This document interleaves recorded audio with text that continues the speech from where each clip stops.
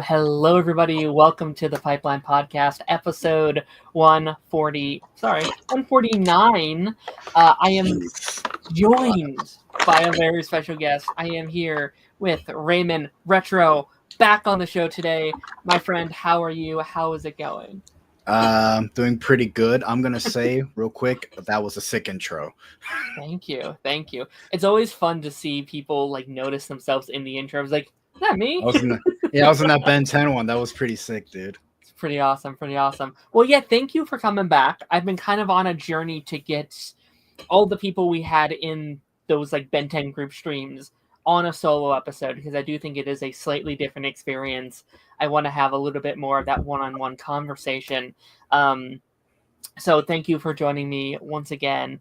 Now, this is going to be our big Dreamworks episode. This is an episode I've wanted to do for a while. Dreamworks is one of my favorite animation studios. Obviously, it's in the top 3 among Disney, Pixar, Dreamworks. I feel are those 3 kind of pillars of the at least the big boys in the industry. Yeah. I'm not going to say they're always the best, but I feel they're the 3 that gets talked about the most, and happens to have some of my all-time favorite movies of all time. So with The Bad Guys 2 recently coming out, I was like, this is a good opportunity to talk about it. By the way, and I don't know if we're talking about that movie today, but have you seen that movie yet or no? I've seen the first one. It's pretty good. Yeah. I might check out the second one. I'm a sucker for anything DreamWorks animated, same. Straight up. So, same. Yeah. You know what? I had I won't say low expectations, because I did like that first one, but I was like, I'm not going to do a whole episode on the movie. I didn't know there'd be enough to talk about. It was pretty damn good, though. I was actually quite shocked. I thought it was kind of better than the first one, which was not on my bucket list. So that was kind of when DreamWorks makes a second or a third movie, they usually never miss. Yeah. Unless you're Kung Fu Panda 4, and then they're that's a big miss. Yeah, I feel the sequels are always some of their best, and then the third installment is where we kind of lose it a little bit, and then by 4, which we haven't done many 4s. I think Kung Fu Panda actually might be our first 4. Yeah, that's the first 4, and I'm like, oh man, they should have stopped at 3. Well, no. Shrek also had a 4. Shrek had a 4 as well. And now we're going into 5 with Shrek. Now that is going to be the. Oh man, I hope they can break the curse. But I'm interested in see how they're gonna do with Shrek. 100%. Yeah. But yeah, no, we are going to be jumping into today's episode. Again, we have some very fun things in store today. But we're going to be getting started. Actually, let me go over some of these comments here really quickly. Cody said, technical difficulties are the enemy. Yep, just running a couple minutes behind schedule, but no big dealio. Every time. Yep. Sorry, I'm searching my webcam. It's totally all right. Maddie, how's it going, Maddie? I think my comment bringing up thing is a little different today. I might have to switch that. But hello, Maddie. How's it going? Hope you're doing well. But we are going to jump into our creator spotlight segment. I have a couple questions here to kind of get to know you a little bit better, kind of ease into this episode today. Now, I always start with 2 questions, two icebreaker questions I think anyone can kind of have a different take on, and every person is going to be a bit different. First of all, what is your favorite movie of all time?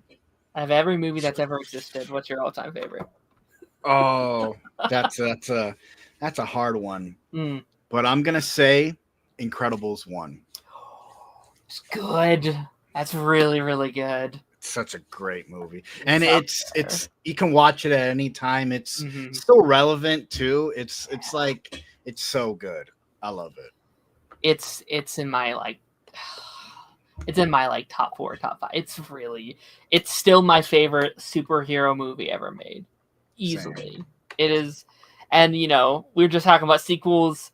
I wasn't a hugest fan of 2, and then I'm crossing my fingers with 3. I need 3 to be a banger. I need the consensus is that, and because I saw 2 in theaters, and then there was like before the movie started, they were like hyping the movie up. I think it was Samuel Jackson and every actor that was in the movie.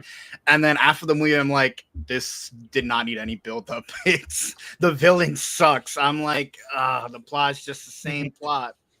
I mean, I think it would be better if it wasn't a sequel to one of the greatest movies of all time. But since it's like a 15-year follow-up to easily one of my favorite movies of all time, I was not having it. And like, again, so many people did, and like that is one of those movies that it's like, it's not that I won't understand if you like it, because obviously like everyone has a taste, but like that one never resonated with me. I was like, you really like this, huh? That's interesting. That's very interesting to me. I think with me is that the movie never felt like a sequel because they kind of backtrack on a lot of the characters. Like they made Violet's, they kind of wiped Violet's boyfriend's like mind. So it's almost like all that, even if he had any character progression, that's completely gone. So like the kids could have done some aging up. They could have at least been more mature, because honestly, this second one doesn't feel like a sequel. It just feels like another movie that's just reversed. They don't do a lot. They kind of run in place for like an hour and a half, which is interesting for Pixar. Like, you know, out of all the studios, it would be like, you'd think they would have something more to say. But following that, what is your favorite TV show of all time? Which I feel like that one might be a bit harder for you, because I feel like TV is kind of where you cover a lot of stuff. I feel like with TV is what I've watched recently. So, because I watch a lot of shows. So recently I've been watching the show Resident Alien. I don't know if you ever watched that show. The new season's out.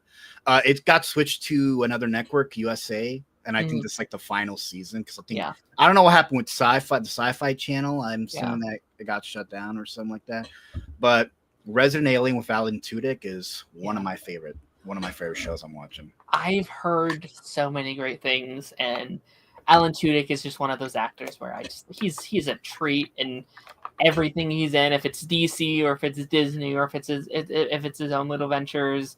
I've not got around to it, but yeah, I did recently see it was like, I think it was officially canceled, which is a damn shame, a real damn shame. It feels like a lot of shows don't get to have their final seasons as of late, which is really unfortunate. Yeah, it sucks. It had to do with the network switch, and like TV is not as strong as it was before. But if you were to ask me, I think Resident Alien is like a must-watch TV, like Friday night kind of show. It's like really fucking good. I've heard only the best, and yeah, like Sci-Fi is like really known for just not letting shows live. It's like, we'll give them 2 seasons at most, you know, and then we'll ship them off somewhere, and it's like, Didn't they kill Krypton? Wasn't there a Krypton show that they killed? Oh yeah, they did, and they had plans for like a Lobo spin-off series, and it was all this like, I never watched it, but like I had friends that were like really upset when I watched the first season, and I'm gonna be honest, it was kind of boring. It's a Superman show without Superman, just the lore and the plan. I'm like, I feel like that could work, but I feel like on another channel, it just felt really weird. Sure. No, that's definitely fair. It felt like, again, I didn't watch it, but like it kind of felt like Game of Thrones meets like DC, which is cool. Yes. Like I think that's a really cool concept, and maybe they'll do it more with the new. They're supposed to be doing this like Wonder Woman prequel series for like HBO in a couple years. I don't know if it's ever going to see the light of day, but they described that as like DC's Game of Thrones. So maybe, I don't know. That could be good. Huh? I'm going to ask about you and kind of your history on the socials, YouTube, TikTok. You are very active in the community. I always enjoy getting to watch your TikToks on I guess on TikTok. But like, where did you get your start on YouTube? What was kind of your origins? What kind of got you to want to make content on these platforms? Interesting. So my channel is not my first channel. So how I started was my friend on Instagram said I need people to help me make like sketches and stuff like that. Oh, So I hopped on the opportunity and I learned how to like film, and I watch videos on how to film sketches and stuff like that. So the very first channel I opened was a sketch channel, and it was called like Drunk Ramen. It was like a fun name we came up with, sure. but it was just these corny sketches that me and my friend, made, and we've made them for a bit, and then we did some podcasts on there, and then I decided to make my own channel and kind of go the review route, and that's why I just took that part of that name and just created ramen. And so I've been doing this for a while. Like my first original avatar was a donut, and then I morphed it into a human. I when I want people to look at my avatar, I want them, and they look at me in person, I don't want it to be super jarring. So I kind of told my artist to kind of make it still look like me. So sure. So if I do a face reveal, which I've done multiple times, it doesn't look weird. So so from sketch to reviews is pretty much how it went. That's very interesting. Sketch comedy. It was comedy, right? It was sketch comedy. It was a lot of sketch improv comedy. So it's like we didn't have a script. I pretty much was the man behind the camera, and I was like, we'll just improv stuff, and I'll just put it together in editing and stuff like that.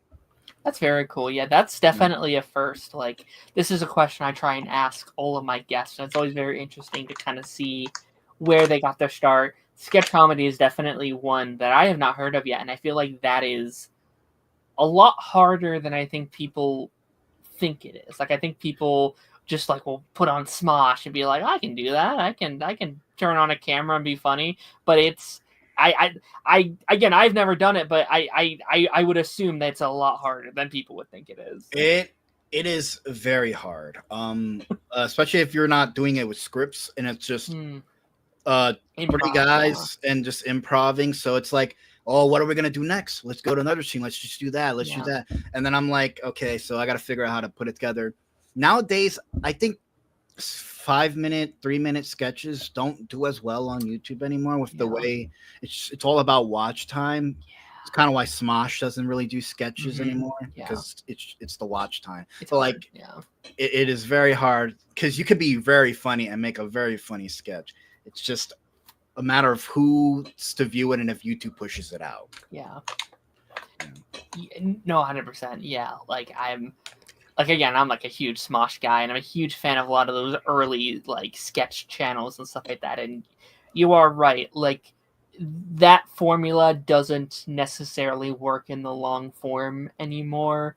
That's why most people that you see kind of existing in those spaces have switched completely over to the short aspect of it. So it's like 30-second to minute top like sketches, and that's hard to do. It's really hard to be funny in like a minute's time, and like the Vine. I mean, I guess that's what like the Vine era was really, but I feel like we're kind of almost coming full circle. Like, it's a minute, then it's like 10 minutes, and then we're back to like 30 seconds to a minute kind of thing, which is very interesting. Yeah, because now with YouTube, it's now like I think 3 minutes now. So like now you can like, and I'm like a little better. You can. It's a little better, but I'm like, I'm not one to upload a 3-minute like sketch on like, if I'm gonna do a sketch, it's gonna go on TikTok. I feel like that's a place where I feel like, because TikTok has a better algorithm, in my opinion, for like getting content out a lot faster than how YouTube is. No, 100%. Do you think you've taken any of your history with the sketch comedy into your new era of content with your reviews, with your podcasts? How much of a carryover have you seen? So for comedy, I try to incorporate some comedy a little here in my videos. Not too much to where it's distracting, because it's a long. I make long videos, and I'm like, I put too many jokes in there. I'm like, but I've taken a little comedy with me. And as for podcasting, I've been doing podcasting since I first like made my sketch channel with my friend. So and I've done like 5 podcasts. Currently on 2 now, the Ben 10 Rewatch 1 podcast that I do with my friend. And then I do another one, Escape Reddit, where me and my friend read like wild Reddit stories. So like, Oh wow, that's cool. yeah, like so I learned a lot from my other channel. Like I learned how to edit and like editing. I learned how to edit and like what I want and what I don't want and stuff like that. So and through my process of like being a YouTuber, I've made a lot of connections with people and I made a lot of great friends on this platform. Yeah. No, that's incredible. Yeah, that's my favorite part of this as well, is like, because like so much of this show is like meeting someone for the first time, not knowing them previously, and then having to film one of these. And like my favorite feeling is like you click end, it was like, oh, I just made a new friend there. I just made someone that's like a really genuinely cool person. So I can definitely understand that aspect of it.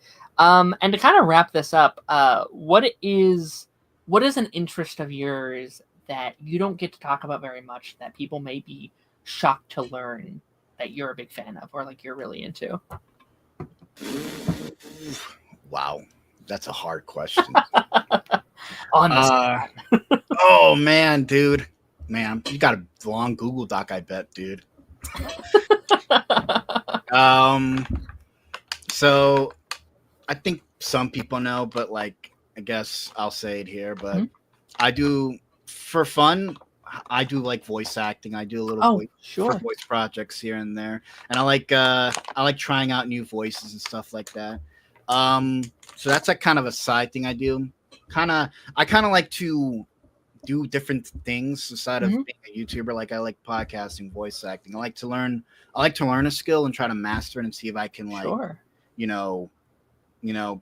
kind of harness it if I ever want to use it again or need it.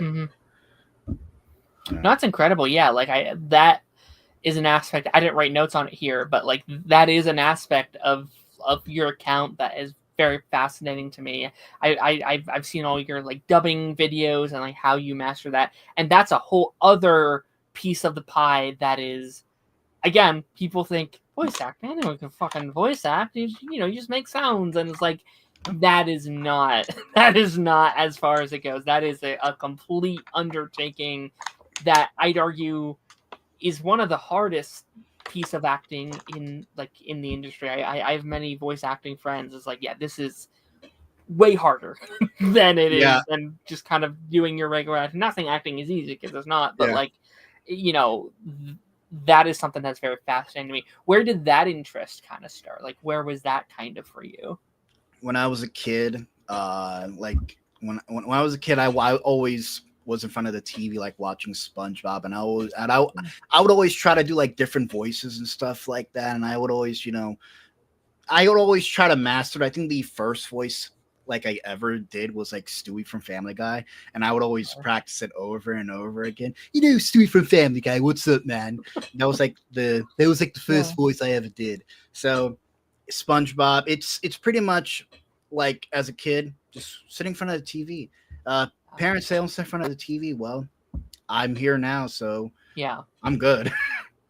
No, it's very fascinating what we pick up from like various media, like especially as a very young child. Like you pick up these interests very quickly, even if they don't stick. Like I think those are very meaningful to many people, right? Like you will pick up something just instantly. It's like, yeah, I want to do that. And maybe you don't end up doing that, but that does still stick with children. I think, again, like I think a lot of parents don't pay too much into that, of like what children see on TV does influence them, and it does play a role, positive or negatively, which is a rabbit hole I could go down, which I would not be going down, because that's a whole nother conversation. For another podcast, my God.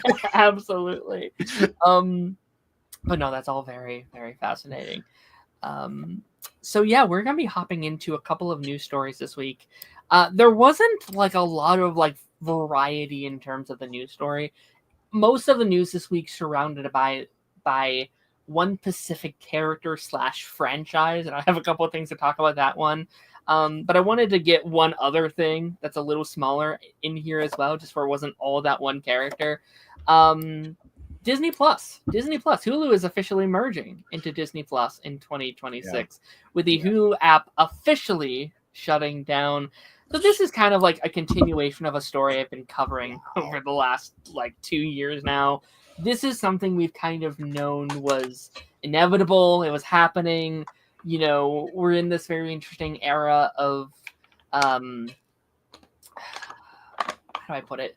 Streaming services, and like everyone has them, and we saw that during the like COVID era, especially, where everyone has a streaming service, and now we're starting to see the consequences of that with the strikes and with a lot of this stuff, and now we're starting to see some of these merge together into one.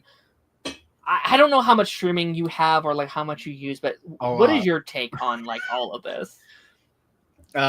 Well, for the Disney Plus and Hulu, that sucks. Because I feel like there's a lot of good original Hulu shows on there, and I hope that Disney, you know, at least takes some of them and like, you know, but it's just weird seeing It's Always Sunny on Disney Plus, or like shows that wouldn't belong on Disney Plus. Because am I supposed to call it a Disney Plus show? If it's on Disney Plus. It's so strange because Disney owns everything now at this point. I don't understand why Hulu can't just be a separate entity. It's interesting, because like it's really already taken effect, right? Like for the last year, everything that was on Hulu you could just watch on Disney Plus. So it doesn't seem like anything's being really canceled or like anything's going down or whatever. But also, like Hulu's in a weird spot the last couple of years. They haven't really made much original Hulu content. Like there was a couple shows that were coming out, but most of it was like Hulu with FX. You know, like you have The Bear that would come out. It's like, well, it's on Hulu, but it's not technically a Hulu show, and it seems like this is kind of like an extension of that. I know there's a fear for many people that we're just kind of like redoing cable again, right? Like when we're merging all these things together and you're paying these high amounts, it's like, hey, that's why we switched over to streaming in the first place. And I don't think we're there yet, but I definitely understand the fear for some people that like when you have the Hulu, the Disney Plus, and the HBO bundle, it's like, well, that's like what, like almost $30 or like $20 to $30. That is kind of like cable, and you know, in a somewhat way. You're right. Although, you know what? It is like cable because there's freaking ads now.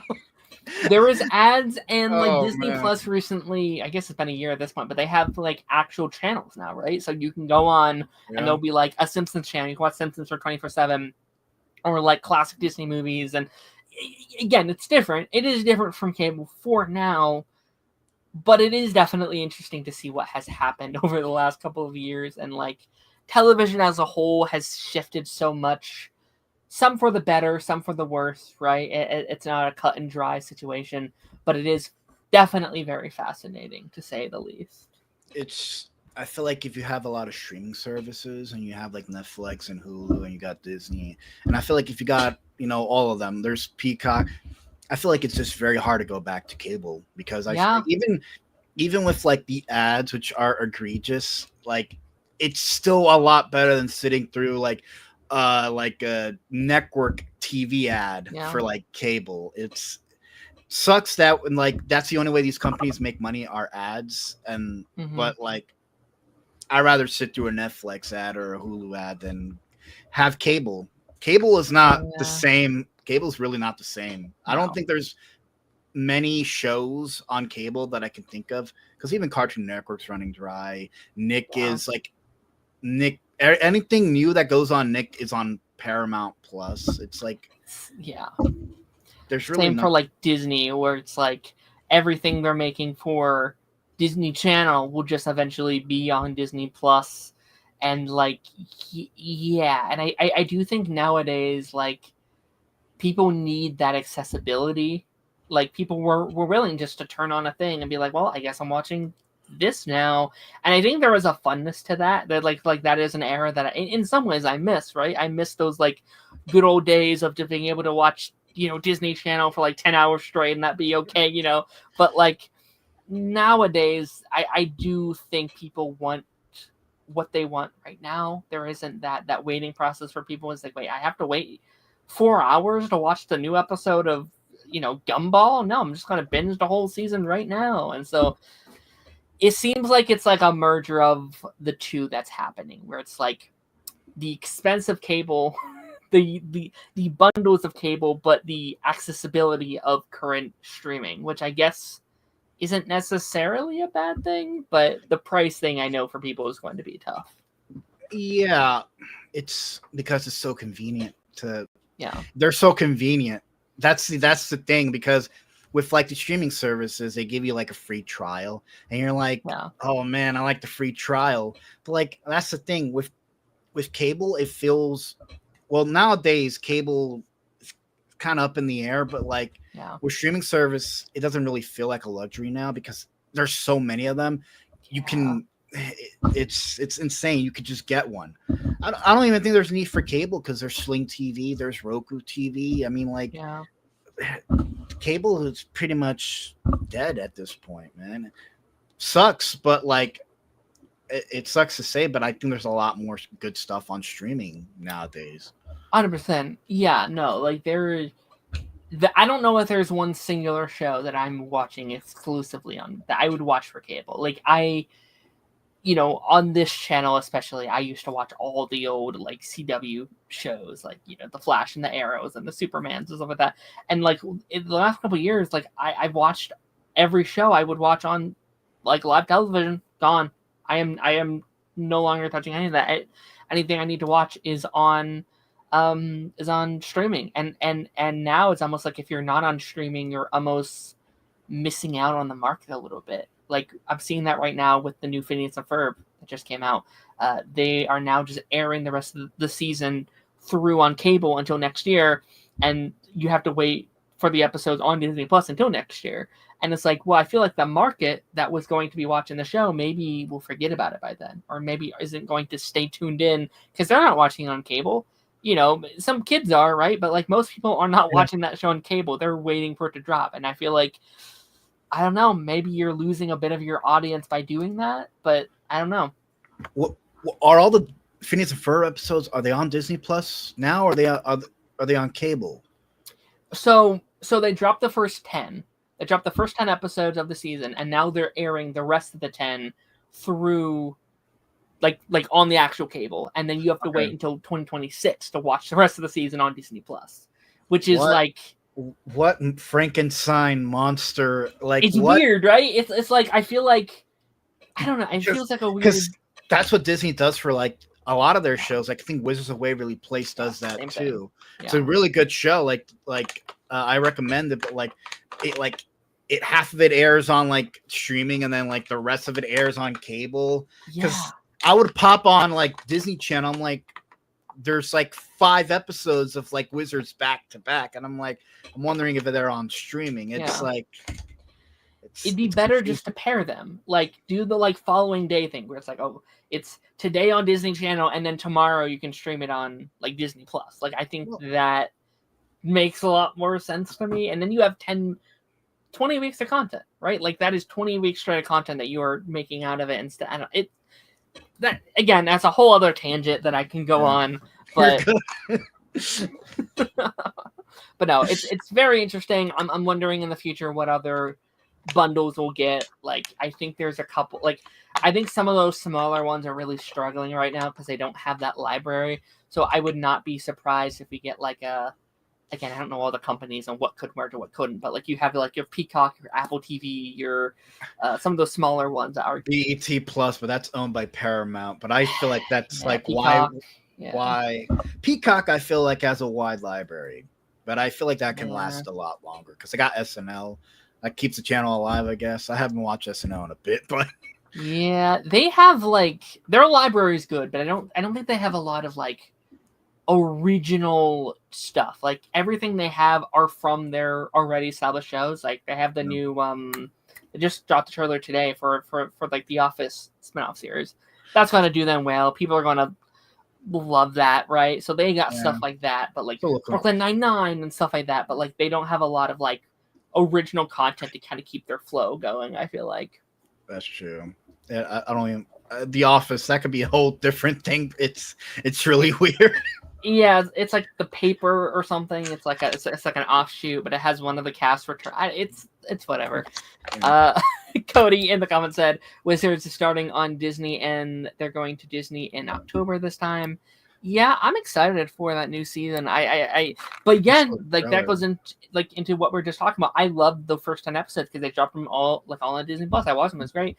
I fell off though because they waited so long to add the little episodes. I was at a different place when those dropped, and I was like, I didn't catch them. So yeah, I called like the maybe first season of the Z Plus, and then again, it's very confusing how they air these Air Wizards and all the other shows on Disney now.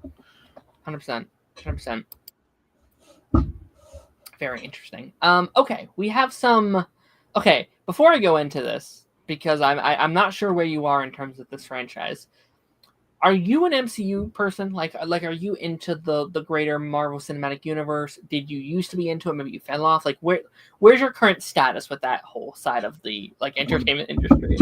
I'm gonna be real, man. Okay. I'm both DC and Marvel, man. So okay, cool. I do think that you could at least have a perspective on this though, even if you're not super into these, and I assume you've at least seen the photos flowing around online. Spider-Man 4 officially begins filming, which gives us many first looks at the movie. That suit is so cool, man. Holy frick, man. It's so good, and this has been one, when the third movie dropped, when No Way Home came out, that final swing inside the movie, I was like, oh, that's one of my favorite comic book suits I've ever seen in my life. I thought it was this kind of beautiful encapsulation of what Spider-Man was to me. And I felt like I didn't know it until I got it, but I was like, oh, I don't know if I've ever fully seen the Spider-Man that I picture and hear on screen before, in live action. And it does kind of feel like they've there was okay, there's that, and they've kind of upgraded it even more somehow. I think the shade they've given that blue. The blue is a lot more brighter. I like how the blue, and I liked how the suit was a combination of both Andrew and Toby. They're they're the OGs. They're the ones in No Way Home that kind of give Peter that wisdom. They're you know how it feels, how the struggles they had as Spider-Man, and that I feel like that suit is so good because it reflects three Spider-Mans. I literally think that suit is so fucking good. It's so good. It's really, really good. And I think this movie, and I'm not sure if you've seen the other 3 installments in this, this kind of Spider-Man trilogy here, but no. This might be my most anticipated comic book movie outside of maybe Beyond the Spider-Verse. That might be on kind of a different level, because they're playing a whole other game in terms of what they're doing over there, right? But I think just if you don't mind me monologuing for just a second, you're good, man. With this suit looking how good it is, with how you end that third movie and seemingly them very leaning into what they set up in the last one, to now Scorpion being back, which is something people have been wanting for the last almost 8 years now. They've been wanting that actor being back. Hulk is now involved with this one, which was official as of this week, which I know is controversial for some people, but I am personally very excited to see what they do with it. Yeah, it depends on which Hulk. It always depends on which Hulk they're going for, I feel. Sure, yes, because Hulk has been a very controversial figure in the MCU for the last couple of years. Most of it, I'd argue, is not their fault, because they cannot focus on the Hulk. They can't give him a solo movie, and people will complain about She-Hulk, but it's that wasn't his show. It wasn't a Hulk show. It was a She-Hulk show. It was separate. And I'm excited for them. I don't even want to say fix it, but I'm excited for them to expand on that character in ways that I don't think they've been able to since Thor Ragnarok. So that's going to be very fascinating. And also Punisher's involved as well, which is a character I am also a huge fan of. I am excited for this. I think I'm excited for every Spider-Man movie I see. I think my least favorite one was Far From Home. I think that's Agreed. I honestly think because the movie just doesn't have a lot going on, and I really think the build up with Mysterio is. I'm like, when I picture Mysterio, it's definitely not like that Mysterio that they had in the movie. Sure. It's just not a lot going on in that movie. That's why it's my least favorite one. I like Far From Home a lot, but it's definitely the most flawed of the trilogy, and it has the stuff, and like I really like what they're trying to do with Far From Home. Like I think the first two acts are doing something really, really cool, and then the third act kind of pivots, and it's like, oh, you're going in a different direction than you were in the first two acts. But yeah, I definitely agree. I definitely agree, and again, I'm excited to see a new. Because I love Tom's Peter. I do. I am someone that loves that take on the character, but it hasn't been a flawless version. There's been some issues with it. There's been some things that I haven't 100% loved. And yeah, I'm curious to see how they kind of balance all of these things, how they can make it connect. Again, I don't know if I've ever truly seen. There's been obviously incredible Spider-Man movies. They're always incredible, but I feel like there's this vibe and this feeling that I don't know if they've ever nailed 110% with Spider-Man. It was over like that is Spider-Man, and just from all the behind-the-scenes photos we've seen, I feel like they could nail that feeling that I've kind of been missing a little bit. Yeah, because I got that feeling with No Way Home, but they kept everything very hush hush. And then like people kept leaking stuff, and like people were like saying who's going to be in the movie. So I like No Way Home. It sucks that they couldn't keep a lot of things they wanted secret, but I think No Way Home really like kind of fixed a lot of stuff for Peter as a character, and he came into his own in that movie. Yeah, no, and like I think getting to finally explore some of these elements of Peter that, like, you know, we just got Friendly Neighborhood Spider-Man this year, which is one of my favorite things I think they've ever done with that character. So like it's like that show kind of takes all the elements I love from like all three of the Spider-Man and the comics and the animated stuff, and it was like, hey, let's roll it all into one version of it. I was like, this is fucking incredible. This is so cool. Man. I was fan day one. People on like on Twitter were like gonna be like, the animation. I'm like, and when the show came out, they all like switched. I'm like, you see, maybe don't judge by the trailers. Trailers are never as good as actually watching, because with trailers you're watching things out of context. They don't connect to anything. Like I think when the show came out, like Marvel actually released a better trailer for like Friendly Neighborhood Spider-Man. Yeah, and like the show is really fucking good. I love the show. It is. No, I'm so excited that's, you know, it's getting a season 2. We've heard next year, and apparently they're already working on season 3 as well. So like, I am beyond the moon. I'm so happy that they're doing that. And I do want to mention that again in just a second here. But I have one final news story here. It's still connected to Spider-Man, but on the other movie side of it, for the Spider-Verse side of the Spider-Man franchise, Sony Animation is currently working on upcoming Spider-Punk film, which I will assume is connected to the Beyond the Spider-Verse side of it. It's not technically confirmed it's going to be a spin-off, but like it has the same actor coming back for it. It's Sony, it's animated. I'm just going to go out on a limb and say it's a spin-off of the Across the Spider-Verse trilogy, if you will.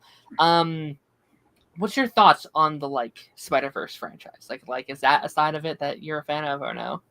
No, I'm a big fan of the Spider-Verse movies, and I really like Spider-Punk.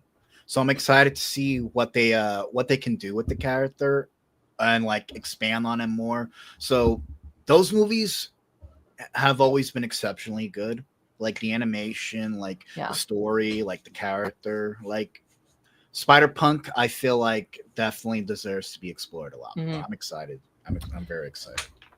Yeah, no, like I'm very fascinated because like I was curious if we were going to expand on it, right? Because I think Spider-Verse, Beyond the Spider-Verse could have been the final installment of that little world that they've created over there, the animation side of their Spider-Man movies.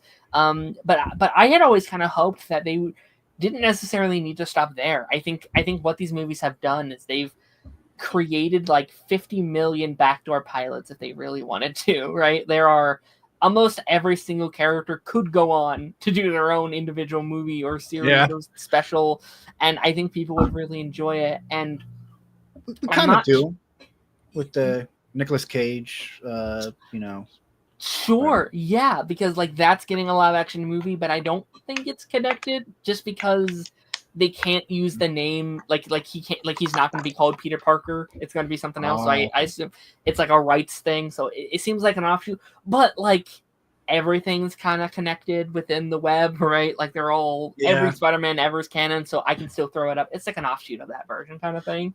But like if we can make, again, I don't know what all the rights in Tor, like what we're doing there, but if we can make these animated movies instead of these Cravens and these Madam Webs and these Venoms, and like if we can just focus on these and making these very prestige animated movies and move on from the need of those, I would adore that. There's not confirmed yet, but there's also rumors about maybe a Spider-Woman project and maybe an animated Venom project as well.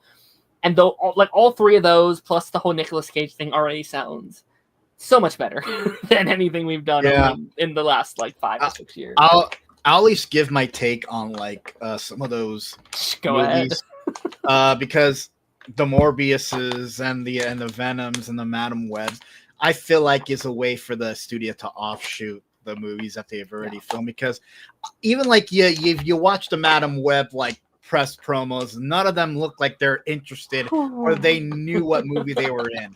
They all look just kind of dead. I think the only movie I liked from like that era is the Venom movies, because I feel like they're fun. They all look like they're having fun, and it's not the movie. There's the third movie's kind of it's really good. There's some parts where I'm like, especially the song they used for that last part of the movie. Oh God, yeah. And I'm like, but I really think the Venom movies are a lot better than like the Madam Webs and Morbius, because there's some effort put into those movies, in my opinion. That's fair. I defended Madam Web going into it. I was like the one guy that's like, no guys, it's going to be good. It's going to be really good. And like, to be fair, the like original pitch for it sounded incredible. It was like this time travel heist with Spider-Man. It was like, it sounded incredible. It sounded really cool. Something clearly happened from that pitch to the execution. Like there was behind the scenes shit that was happening. And then they like come out and be like, oh yeah, we were allowed to use Spider-Man. We just didn't. I'm just like, what are we doing? Why? I remember watching like Madam Web a while ago, just to see if it's like that bad, and holy hell, like there's parts of the that movie where there's like bad ADR, or like the lines don't sync up to the characters' mouths and shit like that. I'm like, there's clearly some going on with this movie, and I can and if I can tell when the character is not talking to where like the ADR is like very prevalent, I'm like, this movie should have never been released. Yeah. But I mean, what I will say to Madam Web over Morbius is like, I think Madam Web is at least like fun bad, right? Like it's entertaining in the way it's like, how did we get here? Where Morbius is just boring. It's just like there's nothing happening in Morbius. Yeah, with like Madam Web, it's like it's fun to watch the whole movie implode on itself. With Morbius, you're like, man, I can't wait for Morbius to do something vampire. I guess you're kind of just waiting for it to be over, and then I never saw Craven. I literally, because the like day I was about to go see it, it was like almost opening day, and like they said, it had come out that it was kind of the end of this saga, right? It's like this was gonna be the last one. I was like, I'm not seeing it. I have no reason to go out in December, which why the hell did they put it out in December against all their Christmas? Like, that was absurd to me. That was a stupid decision. It's pointless, because I get with Venom, you want to make him like the anti-hero, but like, and I get the whole like anti-hero, you don't want to make your character a full-on villain. But with Craven, you can't fucking go anti-hero. He's a villain. Yeah, they try to go Craven anti-hero, give him like superpowers, and I'm like, I feel like there could be a way to do it, just not the way you're doing it, where you're like trying to make it this whole universe. I'm like, I'm sorry, man. Craven just doesn't work. He works as a Spider-Man villain. Without Spider-Man, it's just pointless. Yeah, and what sucks even more is that they've said the characters they've made movies off of they can't use in the like Holland, the like MCU side of things. And that's, I think, the biggest waste of all these movies. It's like, do what you want over there, but don't prevent the MCU from having, like, I'd kill for, like, a Spider-Man versus Craven movie. That would be incredible. Oh, my God. I want that just to be the title. I want it to be Spider-Man versus Craven, the movie. Be awesome. That's all I want.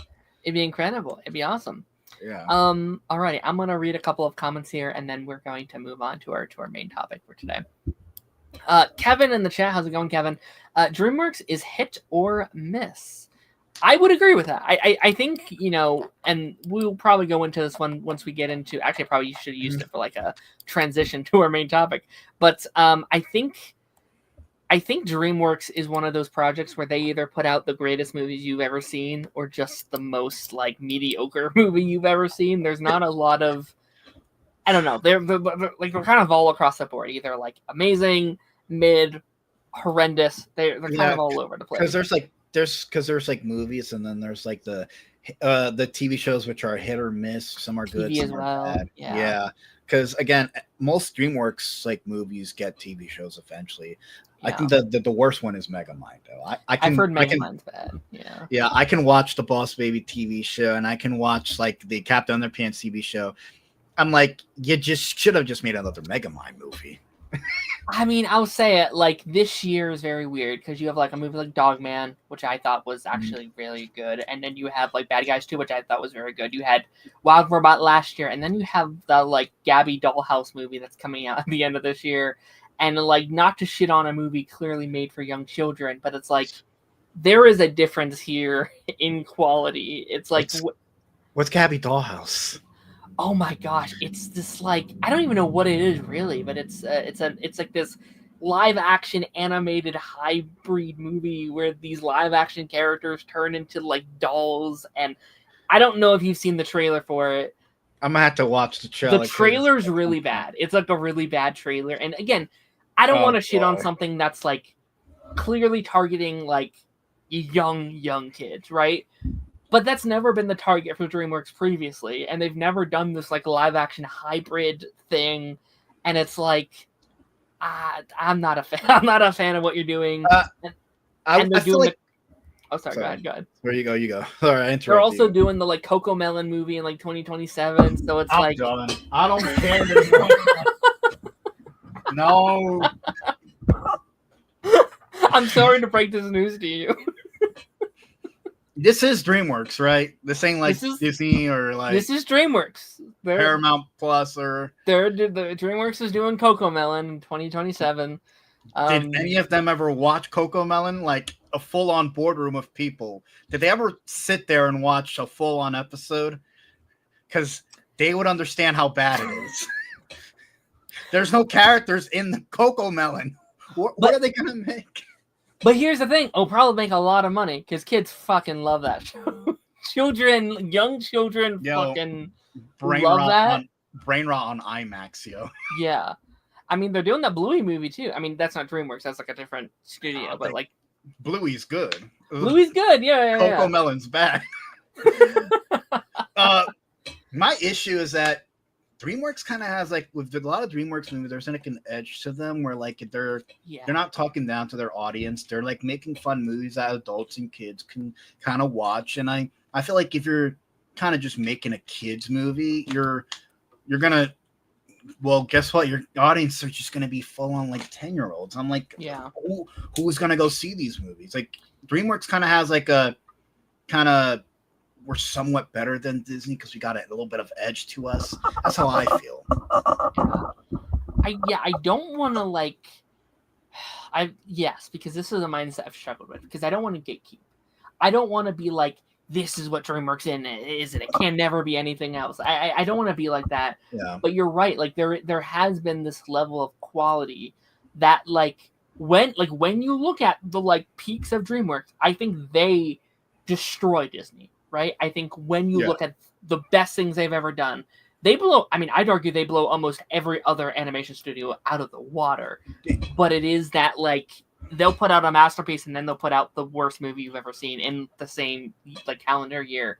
So it's interesting. And I do think we're finally at a point where I'm like, well, a couple of DreamWorks movies I won't be watching that calendar year for, because they're not made for people like us, and that's okay to a point, but I don't know. Yeah, and to a point, yeah, you are right. Because if they're, I'm gonna be skipping out on some DreamWorks movies, but yeah, I think with DreamWorks, because I would say I like Disney. There's like a lot of stuff I like about Disney, but with DreamWorks, they have characters, they've built franchises. I think they've made 1 or 2 or 3 movies. There's a lot of DreamWorks characters that I would say are my favorite. So, and they do have peaks and valleys sometimes because, not all DreamWorks movies are hit or miss. And the movies that do flop, they end up becoming TV shows. Because have you heard of the movie Home? I have, yeah. Yeah, I like that movie. And I don't think it did well, so they kind of turned it into a show on it's like an animated show. They used to do a lot of TV shows. Some of them I've seen, some of them I have not seen. So they have a lot at play there. But let me get through a couple more of these comments. Kevin said international studios will push Spider-Man Brand New Day to 800, 900.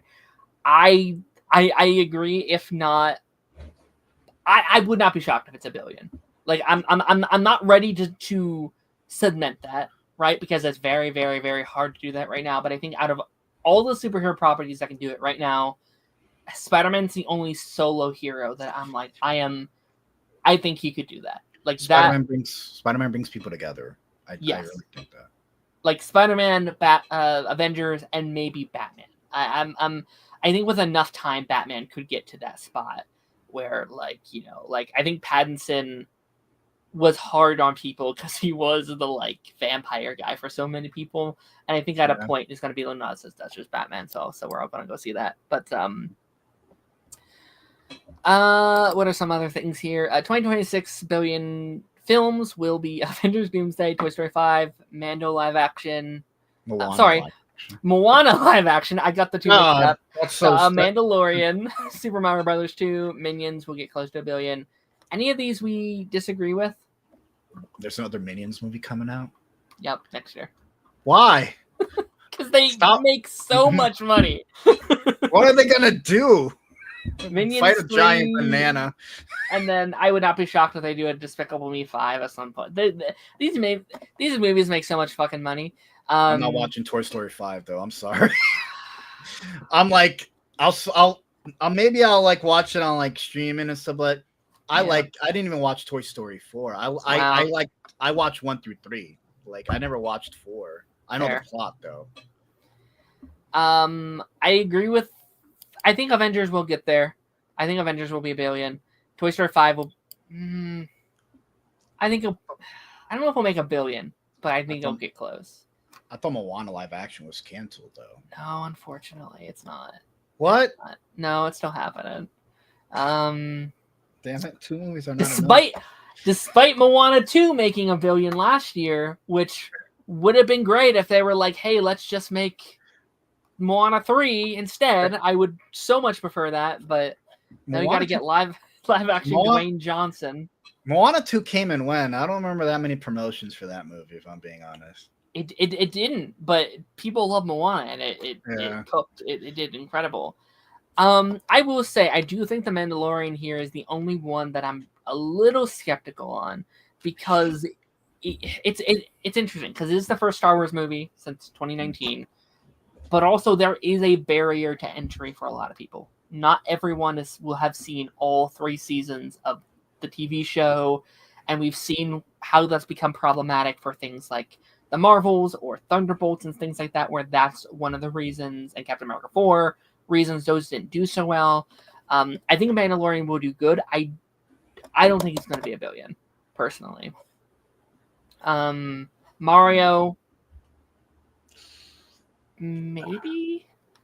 Get Chris Pratt to do a better voice because it just sounds like Chris Pratt. I like the first movie; it's really good. But Chris Pratt was switching, like his voices were like switching from like Mario to Brooklyn. It was really like kind of. I think he did personally. I think he did a fine enough job. Like I wasn't like, great job, Chris Pratt. I was like, this is okay, you know. But I'm gonna say this. He put a little bit more effort in the Mario voice than he did with the Garfield voice. Garfield, it was just Chris Pratt. Yeah. Yeah, because with Garfield, it was like Chris Pratt. At least with the Mario voice, he's trying. Yeah. Yeah, it's you know, I will also say April of next year will be Mario and Michael Jackson. Will be the Jackson movie, and those two are very big movies, right? You're putting a Michael Jackson movie? Mm-hmm. Oh shit! Okay, two of them actually. It's going to be like a 2-part movie that they're doing. But yeah, no, I think most of these are pretty accurate shouts. Is everything here? I think we want to comment. Hello, Lance. How's it going, buddy? I saw that comment. Bro. I have the comments on my screen too. Lance is going to Lance. Lance is going to Lance. Friend of the show. It just clicked to me that Brand New Day is the day before Spider-Man. That's pretty awesome. That's pretty cool. Okay. I think with that being said, an hour in, we are going to be doing our main topic here today. And I asked you today to bring your top 5 DreamWorks movies of all time. We've kind of been sowing that narrative throughout this. We've had a bit of DreamWorks conversation here. But like I said at the top of this, like DreamWorks has movies I very much dislike, but it also has some of my favorite movies ever made. It has a couple movies in my top 10 movies of all time. A couple of these actually. So I'm very excited to hop into this list. And I say that we start with you. What would your first choice here be for your top 5 DreamWorks movies of all time? Are we going 5 through 1, or does it matter? Or I don't have mine. Yeah, sure. Let's just go 5 to 1, okay. And then if we have any we need to sub in, we can always do that. So for my number 5 pick, I'm gonna say Dogman is really fucking good. Oh, interesting. I think it's one of my favorites. I am so happy about that because I saw so much hate for this movie when it came out. I had so many friends were like, I really don't like this movie, and I just know it's for children and blah blah blah. Like, and people just didn't watch it. Like, there's a lot of people that just didn't go see it because I think that title threw people off, and I thought it was really good. I like the whole I like the art style for one. I think the thing about DreamWorks is that a lot of their movies have a different art style to them. Mm-hmm. They all look different, and that's good. A lot of the Dave Pilkey, movies like Captain Underpants and Dogman, they look so different. Dogman looks like, because I think the appeal they were going for is they were trying to make it look like a child could, drew the entire movie or the entire movie. It's so good. Like Pete Davidson as was it Catman or whatever? Yeah. Such a good act, the voice and everything. I'm like, that was probably my favorite Pete Davidson role. Yeah. Role, yeah. I agree. As that character. Yeah. So good. Agreed. Yeah, I going in, I really didn't know what to expect because we did the Captain Underpants one with my friend.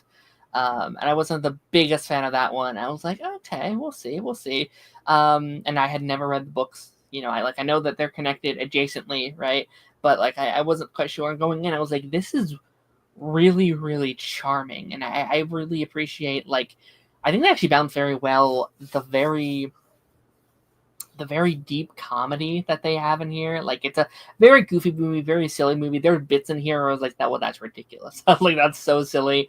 But then you kind of switch over, and it's a very deep emotional movie, and I like that it has these themes of tragedy happens, and you can't necessarily you can't just switch it. You can't just like, well, that's no, like the consequences of this movie stay, and people have to deal with it, and has these themes of like depression and loneliness and like what it means to kind of be a person in these various ways. And it's like, man, this is kind of dark for a movie called Dog Man. Like, it is so dark because even because it's like the villain's also sympathetic because you see his like father and you're like, his father's so mean, and you're like, I can see why this character is the way he is, but like, you know, and he isn't, and this character like Catman, like he kind of grows a heart, and I'm like, it's one of those movies where like it's a roller coaster of like comedy. Then midway towards the end, once like the dad comes in and we see the Catman and his dynamic, we're like, man, I really feel bad for this character now. Yeah, no, it's again, I think one of the like, I mean, honestly, I'd give DreamWorks as a whole this year like two of my biggest surprises of the year, because I think this, like, along with like Bad Guys 2, were like two movies I'm like, yeah, both these movies have a lot of heart and a lot of these very deep themes and emotional ideas that I personally love from my Pixar. I love when Pixar can introduce these fun worlds, but also make me feel a lot of things. And I think both of those movies, I don't have Bad Guys 2 on my list here, obviously, or Dog Man, but like Dog Man is, I think it might be in my top like 12 or so. And I think that's just because I love DreamWorks as a whole. So like there's a lot on my list, but that's a fantastic choice. All right, my number 5 and like my top 5, I think all 5 of these are in my like top like 20 movies of all time. Like I adore these movies. This is my favorite of this trilogy. It's the only one in my top 5 of this trilogy, but I love all 3, and that is Kung Fu Panda 2.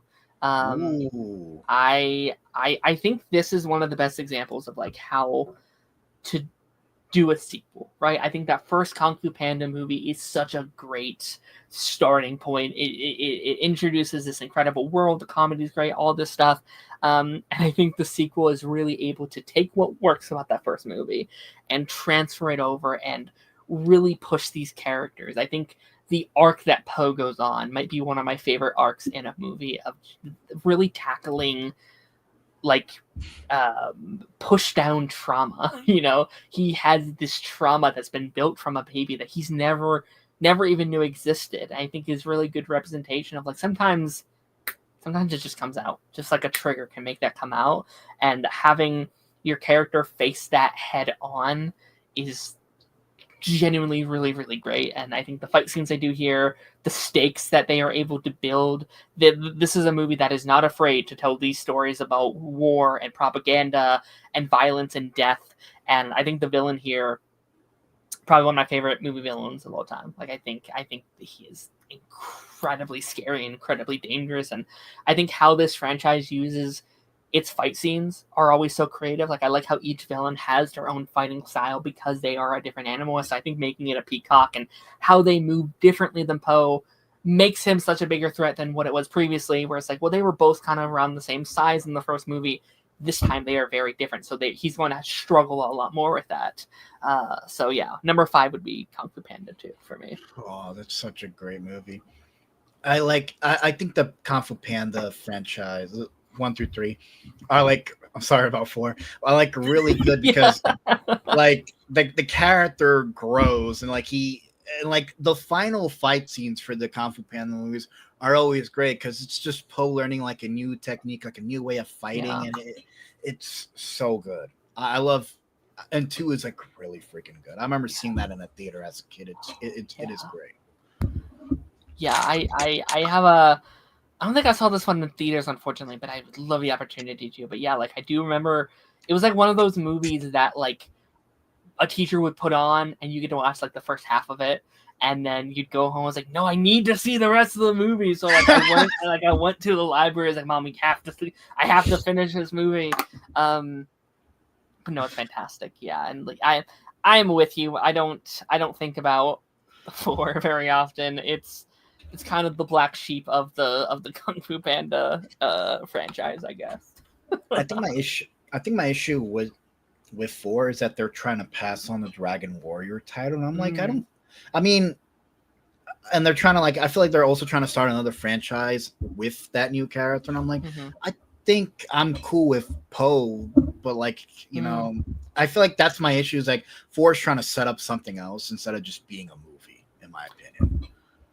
I really like the concept of the passing of the mantle.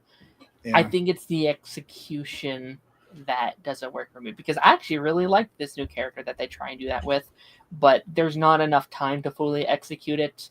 And it's kind of filled in by stuff that doesn't really need to be there. Like the third act, like you have the story about like, you know, redemption and like what it means to be the Dragon Warrior and what it meant to Poe. And like there's not a lot of focus on these really, really good ideas.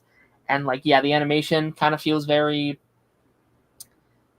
you know, weird. And like there was apparently a lot of behind the scenes weirdness with it, to a point where I guess at one point people tried to pitch it to be like a live action hybrid movie. And it's like there was clearly something behind the scenes that there were these executives trying to say what this movie should be.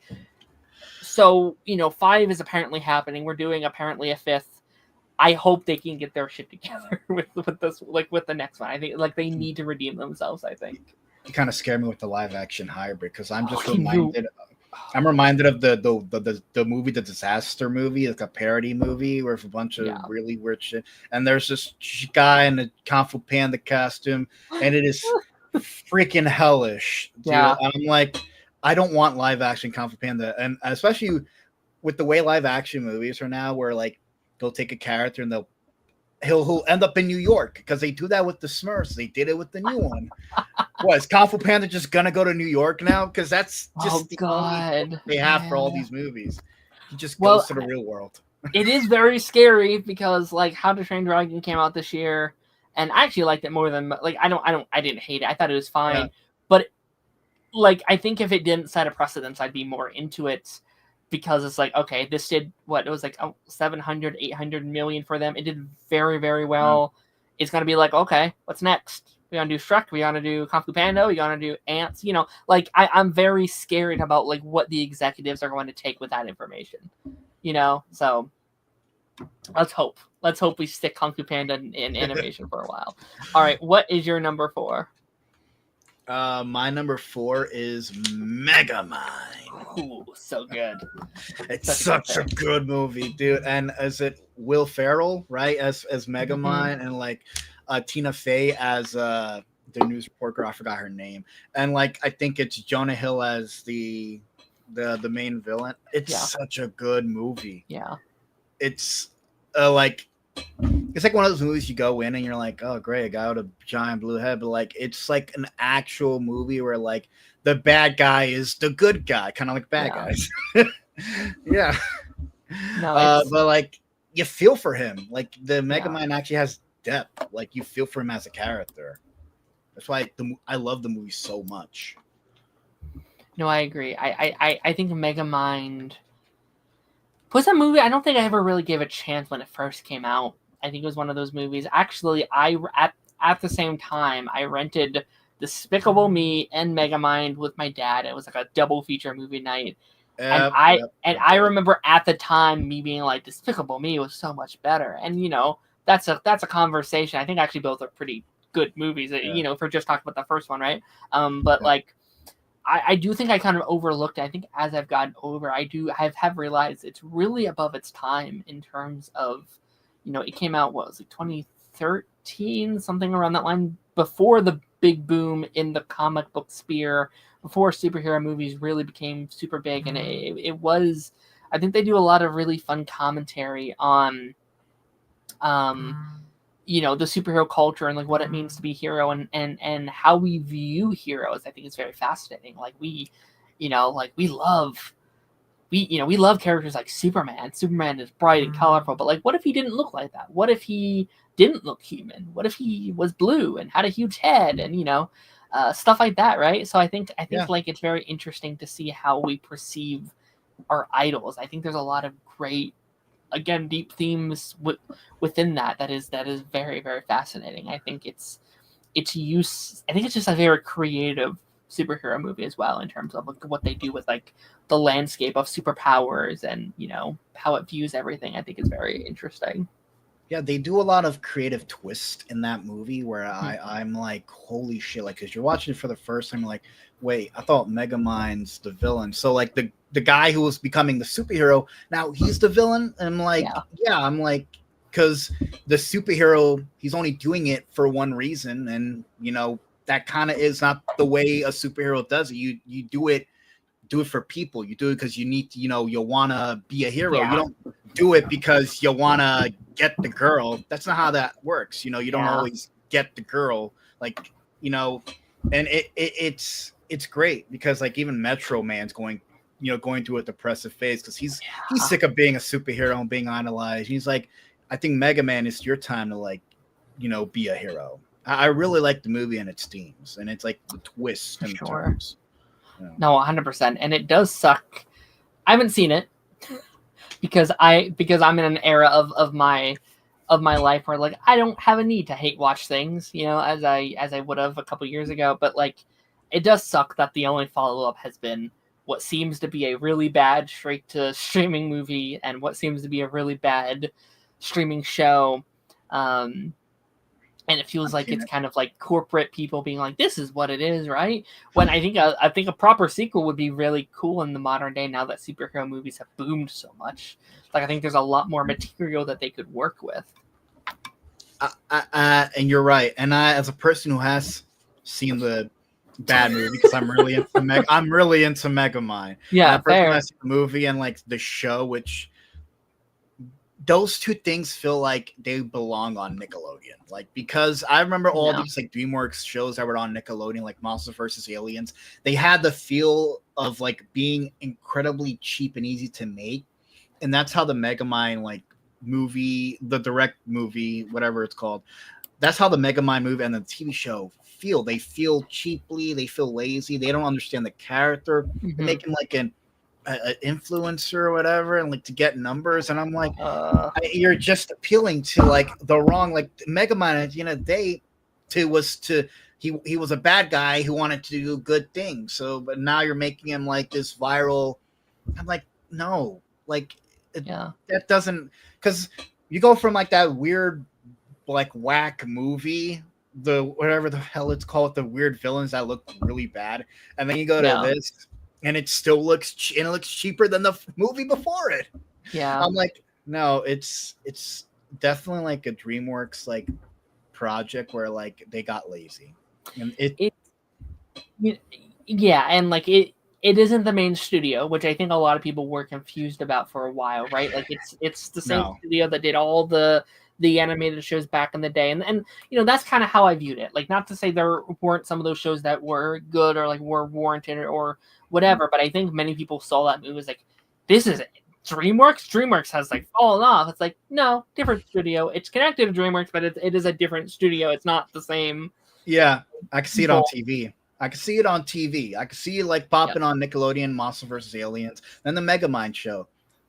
Now, I honestly would never consider it a part of the Megamind movie. I keep it as far away from the movie as possible. I think it's just a different Megamind in my opinion, because this is not Megamind. Non-canon. It's very similar to those old like Disney straight to VHS movies or like straight to DVD movies where it's like, it's not technically canon. It's like it's off on its own a little bit, and so if they ever mess with anything, it's new. Like you don't have to concern yourself with that over there. Which sometimes is good, sometimes it's bad. It depends on which project it is, right? But but no, I think Megamind is a fantastic choice. My number 4, and this is a movie that just came out last year and is slowly becoming one of my all-time favorites. It was actually my number 1 movie of 2024, and that's The Wild Robot. I adored it. This is a movie that like I campaigned for all of last year. Like, we had heard it was happening, and before we like even got a trailer, I was like, I'm really excited for this new original DreamWorks movie. There's something about the vibe about it I was really excited for, and then we got the trailer and I was like, oh, this is my most anticipated thing of the year. But like no one saw the trailer. Like no one was really talking about it. I was like, guys, you guys have got to get excited for the Wild Robot. No one was excited for it. I went opening day. I saw it again like a week later. And then once it kind of caught storm, everyone's like, oh yeah, this is a freaking like this is a masterpiece. This is like one of the best of the year. This is one of the DreamWorks best. And I'm very happy that I wasn't misguided, because typically when I am obsessed about a movie to that degree before it comes out, I'm normally like disappointed or I was wrong. Proof from earlier, Madam Web was way off on that one, obviously. But I love this movie. I love its themes of I love how this movie kind of tells a story about consequences, how sometimes life fucks you over, sometimes life messes you up, but how do you come back from that? How do you become that underdog and become the lead of a pack? I think its characters and its themes and its animation and its music is one of my genuinely favorite stories of all time that I think I've ever seen. Like I was so moved when that movie came out, and like even my like first draft of it a little bit, I was a little, because it's very different than what the advertisement showed, right? Like that first trailer came out and everyone's like, oh, it's like a silent movie, you know, it's a like they don't talk, and it's like, no, it's very different. It's a very different vibe than what they showed off. And I think once you kind of click into it, it's like, oh, this is something really special. I never seen the movie, and you have homework tonight. I'm gonna have to check it out.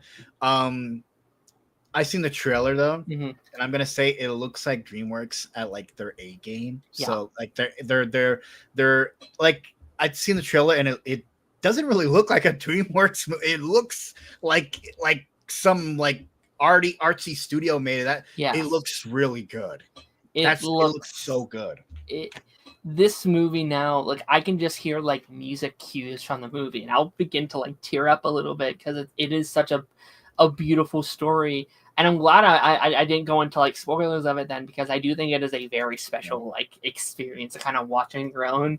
And it has kind of become the movie where I'm like, oh, you haven't seen it? All right, send that your way. Enjoy.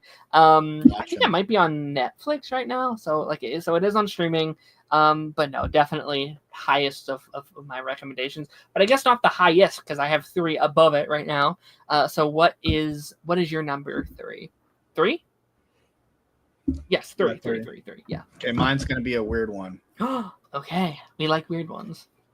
Boss Baby. No, I'm joking. It's not Boss Baby. None of my list. Kicked you out. No, I was kidding. Boss Baby. No, it's the underdog movie, Peabody and Sherman.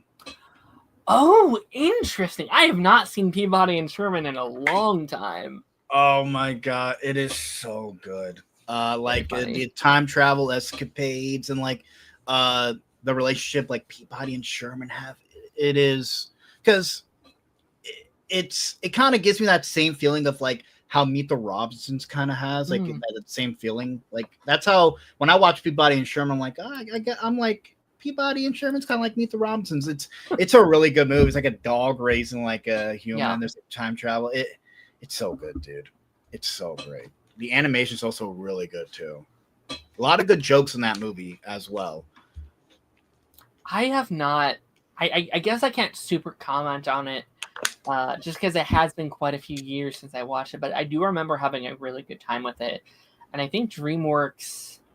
It's always very interesting how they adapt already established material, because they do that. I'd argue that's what they do most now, is either they adapt children's books or like very old cartoons or something. And Peabody and Sherman was one of those properties I feel like not a lot of people knew or talked about or like until this movie came out, and they definitely give their own spin on it. You have the dad from Modern Family playing you know, Peabody, and like you know, his dynamic I think is very funny. And like I do remember there being a very, very heartfelt story about a father and his son. Despite, you know, him being a dog, he is just trying to be the best dad that he can, and I think those stories are always very heartfelt to me. Yeah, no, it is such a good movie, and it's one of those movies that I'm like, I wouldn't mind a second movie. It's too late, but lucky there was another show. Like DreamWorks is like really good at that. Like I don't feel like Peabody and Sherman did that good in the box office, if I'm gonna be honest. Yeah. And I feel like it did better when like Netflix, when DreamWorks decided to make like they turned that into a cartoon. They made like a bunch of episodes, and like I watched it and I'm like, oh, this is actually really good. It's always like the DreamWorks like movies that don't do as well that end up getting like shows, and I'm like, both the movie and the show are really great, but I really think like the movie is like one of the best in my opinion. It'd be interesting if they tried to revisit, because like, you know, nostalgic is a thing now, right? Where like we are revisiting all the old franchises, and I think especially DreamWorks now is like really been getting back into their like, they are the like franchise machine even more than Disney. Where like Disney's getting there now, but like for years it was DreamWorks like, yeah, we'll do 50 spin-offs of like all, you know, like 50 sequels to all of our movies. And I think there is a lot of just like potential there in terms of like doing these parodies of like very historical figures, and like what you thought history was is different than this. So I'd be open, like if they announce tomorrow they're doing there's a lot of those old sequels, like maybe that's an episode for like another day of like which one should get sequels, because there was quite a lot that I'm like, like I think Rise of the Guardians is like always mine. I'm not sure if that's a pick that you have. That isn't like, it's not, but I love that movie too. But like, that's crazy to me that they didn't do another one. I'm not, because I think it did pretty well as well. Like I don't know. Yeah, they didn't do anything with that. That's so franchisable. Like each movie you can add different, like it's crazy to me that they were like, one's good enough. Yeah, like I feel like if they are gonna bring back, because the thing that I feel like with like what I feel like bringing back a franchise like Peabody and Sherman, I hope they don't repeat the same mistakes with Megamind, and they waited way too long. I honestly feel like they waited way too long, and when they brought it back, I think they just offset to a different department of DreamWorks that kind of pushes stuff out really quick. And I'm like, if you're gonna do Peabody and Sherman, or you're gonna make another movie, you need to. It has to be with effort. The main studio, yeah, I'll be interested, because again, I don't think so, because like we already established, it seems like DreamWorks is going in a direction that I don't know if I completely love, with your like Gabby Dollhouse and your CoComelon and your I know it's a different studio even then, but even like your live action How to Train Your Dragons, which I know is again a separate studio still, but like I don't know, like we're still doing the sequels, like we have a Wild Robot sequel coming, we have a Donkey movie coming, we have Shrek 5 coming, like we're doing. I'm gonna be honest, I'm more interested. I like Shrek. I'm more interested in to see what Donkey's up to in his own movie. Expand his lore. That could either be incredible or terrible. You know what I mean? I feel like it could be a Puss in Boots situation. I feel like it could be like a movie where it expands his character, and like, because Donkey is a fairy tale character. I feel like you want to kind of like dive into how he became what he is. I honestly think it could do good. It could either be Puss in Boots, which is like a version of this is amazing, but we've also had like Cars 2, which is like a version of that isn't as well received, right? Where it's like, it's not called Cars 2, it's called the Maters. It's called Maters movie.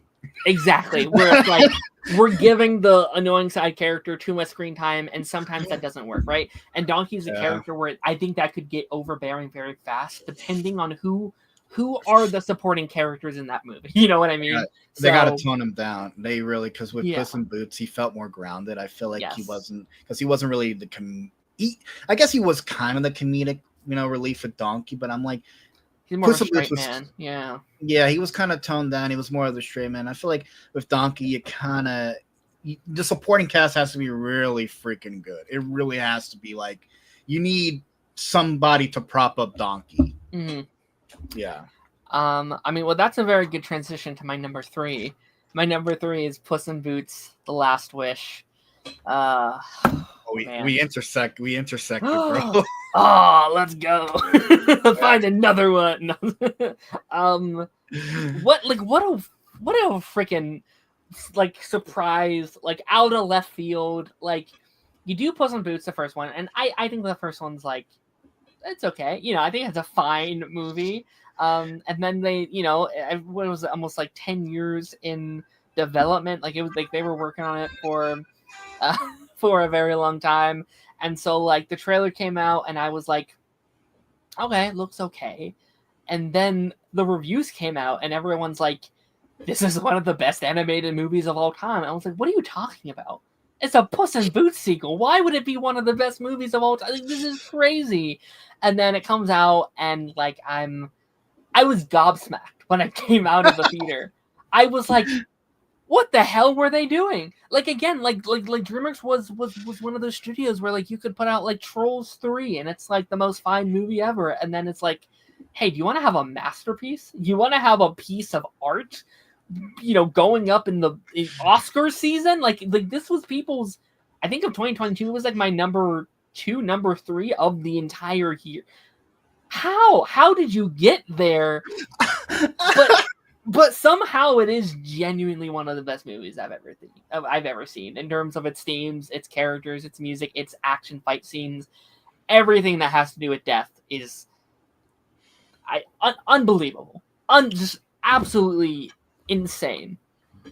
It like Puss in Boots. It's such a I know but Puss in Boots is a really great movie because when like you watch that trailer, you're like mind blown because they kind of did that thing with like Spider-Verse where they dropped the frames a bit, so it's a little bit smoother and it's like it flows really well. But like, it dives into like a lot, like Puss in Boots like struggling because he's like running away from death. Yeah, like he's on his last life because he's been a little too reckless, and that's fine. But Puss in Boots kind of like appreciates life a bit more. He like meets his new friends and stuff like that. And I'm like, it's one of the movies where like Puss in Boots is great in it, but it's also the supporting cast is also really good in it too.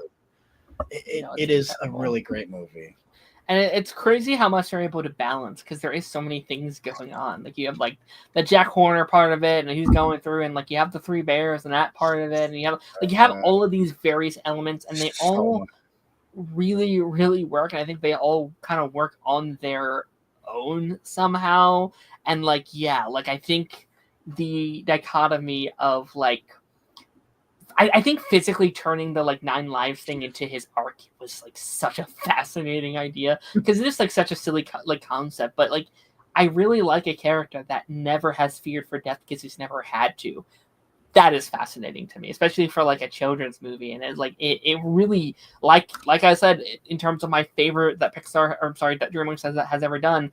I think we're fully embracing that. I don't really think it's a kids movie. I think if I would have saw this as a kid, I would have shit myself. I think death would have scared the shit out of me. I don't think I could have watched it. And so I like that it doesn't kind of pull punches. And again, I think it's a very good lesson to kids to be like, listen, you have one life, live it to your very best. I think that's incredible. Oh man, it is. It's a great movie. It's a really great movie. Was Puss in Boots your number 3 as well, or was yours a bit higher? It was actually my number 1, but I changed it. But okay, it'll connect. It's connected to Puss in Boots, my number 1. Gotcha. But, okay. I go with my number 2 though. Okay. The Madagascar, the first Madagascar movie. Sure. I honestly think Madagascar is not talked about enough. I really just enjoy the franchise and its entire, like the voice cast, the animation, like the first Madagascar movie, really great. Like straight up, like and then we got like an awesome like the Penguins got their own TV show, so they expanded that. Like the Madagascar world, like they expanded a lot of characters in that world.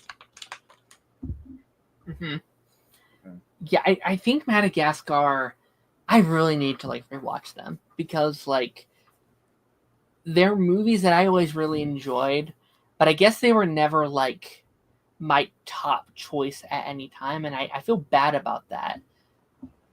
But I do think they are very good. Like I'm not trying to like dismiss yours or anything. No, you're like good. That. You're good. No, like I think that is a very, very good choice. It's been so long since I watched that like first Madagascar movie because I've seen 2 so many times. Like I saw that one in theaters, and that was the one that was just always on. And then 3 came out, and then Penguins was such a wild movie. That was like a fever dream of a movie. The like, Penguins spinoff. The Madagascar, like they build an entire world and said, let's just do it, bro. Because it's so vast because like even like Madagascar characters. I think there was an episode of like Penguins where like Alex the Lion was in it, although he was not voiced by Ben Stiller, not to my knowledge. But like the Penguins movie, I don't even think it's connected to the TV show because I feel like it's its own thing. TV show doesn't really count. But like, no, I like anything Madagascar related. I'm not a fan of. I don't like 3 as much as 1 and 2, but that's fair. They're good movies. Yeah, I think those are the ones that I'm really shocked that we haven't tried to bring them back again, because like they're still in the intro. They're that like new updated intro that they have with all their kind of current properties, and they're still in there. And I feel like if they announced another, I think it would do pretty well. Like I think that's an IP for them that would still do pretty decently, and I think there's still technically room for more if they want to go that direction. But also I can respect them for just being like that was the trilogy and we're like stepping away as well. So we'll see. I always saw Madagascar kind of like the Minions of like the or the Despicable Me of the franchise, where I feel like they could, if they wanted to, pump out a lot of these movies. I'm kind of glad they don't, because I like Despicable Me, but there is fatigue as it goes on. Like I like 1 and 2, and then 3, and I'm like, I feel like we should have just stopped at some point. Fair. Minions are good. I don't mind watching the Minions, but like I'm like, there's fatigue, and I feel like if Madagascar would have went on, there's going to be fatigue with the characters. Sure. Yeah, and like also that cast is in a weird spot where like Ben Stiller is not doing a lot of acting. There's a certain actress that's probably not. You're probably not gonna want to bring her back into the limelight of everything, right?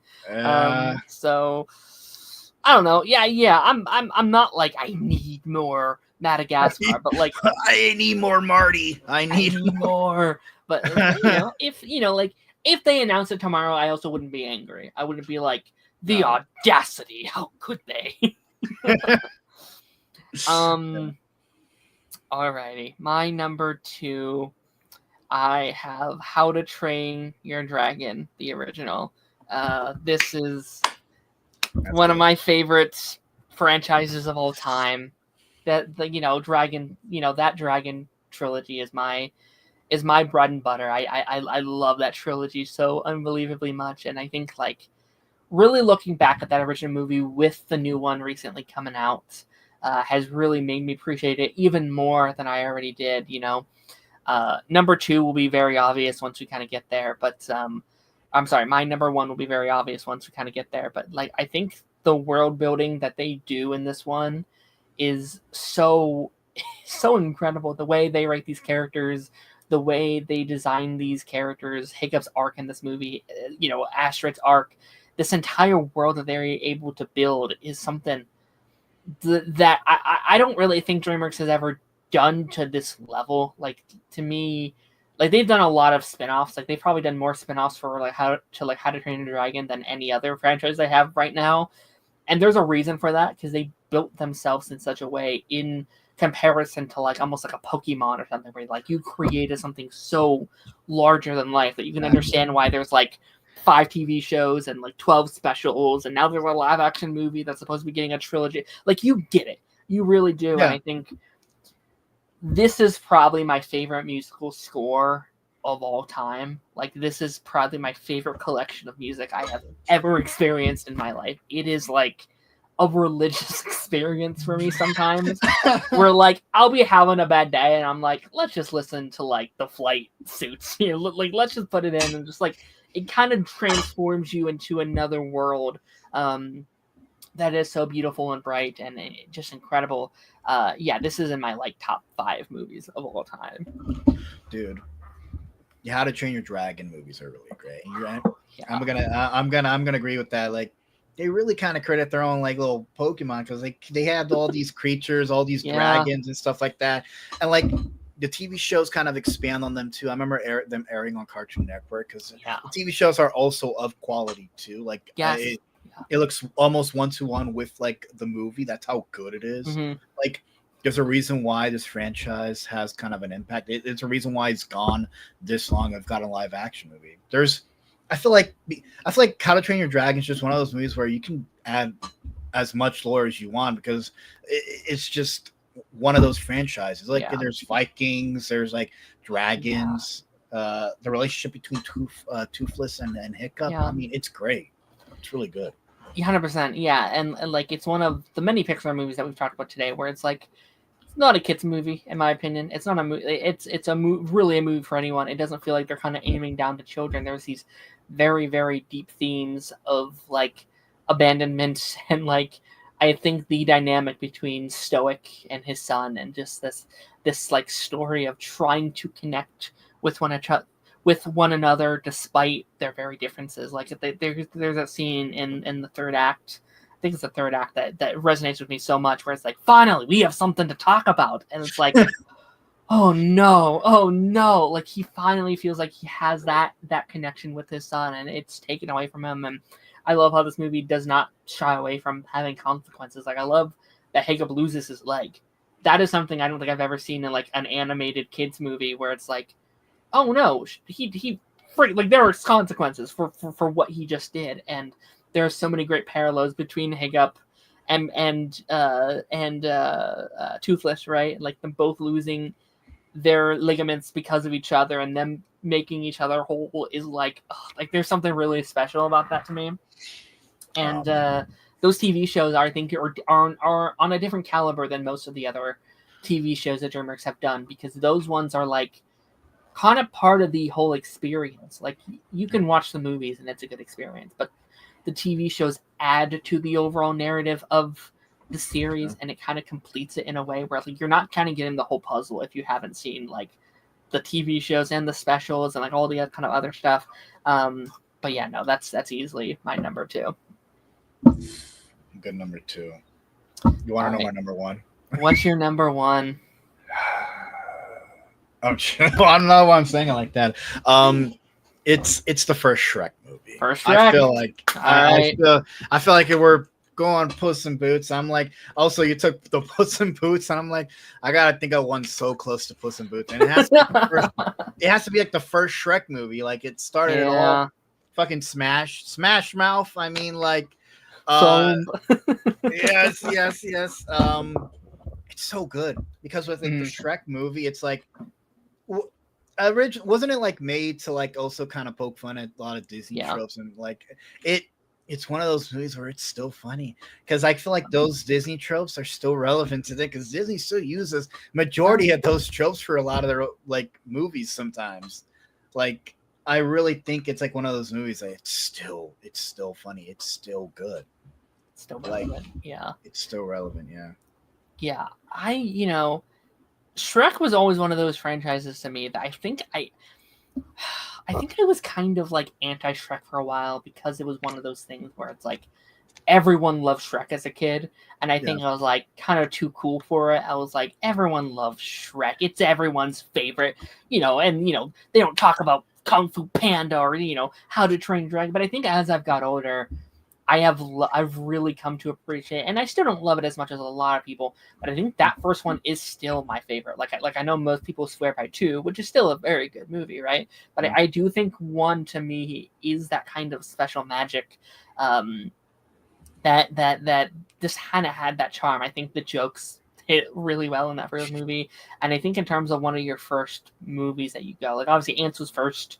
There's a reason we didn't talk about Ants, right? Actually, I don't even know if I ever finished Ants, but like I think as in terms of like your kind of tentpole franchise movie, Shrek's a pretty good one.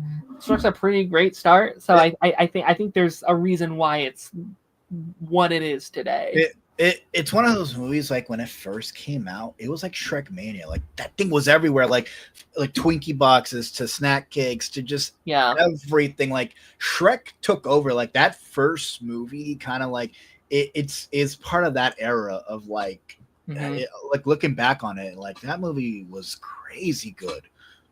Like it was everywhere, man. No, it's a huge staple of the like early 2000s. But also now, like it's interesting. Like I think the evolution of Shrek has been very fascinating because there hasn't been a movie since 2011, 2012, something like that. It's been a very long time, and I'd argue Shrek is almost more relevant now than it's ever been, just in terms of like meme culture in a way where like Shrek's really never went away in a big way, you know, due to internet culture and what people have done with that character. So I'm very fascinated next year to get like an actual new Shrek content for the first time in a very long time, you know. So it's gonna be very interesting. Like that's a Christmas movie, man. Like that's gonna come out around like Avengers Doomsday and stuff like that. So it's gonna be interesting. I can't. And when that trailer, I think what throws people off is like the new redesigns. But I feel like I'm kind of used to like DreamWorks kind of like changing art styles for a bit, because it's been a while since we've had a Shrek movie, and I feel like it's been a while since we've seen like some of these characters. I don't mind the redesign, and I don't mind. I honestly think trailers in general, like even teasers, are not as good as when you actually go watch the movie, because they always do that where they clip the worst parts of a movie and they turn it into a trailer. I feel like Shrek 5 would be good. Was it Shrek 3 that people hate? Shrek 3 is the one that most people hate, and I think some people still have issues with 4 as well. Rumpelstiltskin? Yeah, I think I'm really fascinated to see what they do with 5, because like I've heard some rumors around it, and I'm like, I'm just going to ignore those until we hear anything official.